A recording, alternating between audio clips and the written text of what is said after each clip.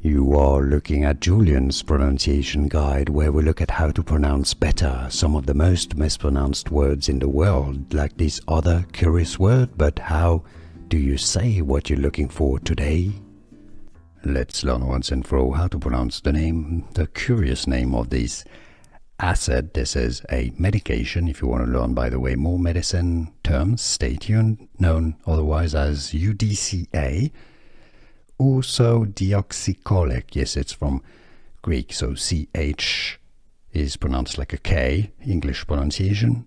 Urso or urso, ursodeoxycholic. Now the Americans will say colic, ursodeoxycholic, but it's similar pronunciation, how to pronounce. English pronunciation, ursodeoxycholic, and now you know. Here are more videos on how to pronounce more confusing words and names too many mispronounced. Like this video if you found it useful. I appreciate your support. I'll see you soon and thanks for watching.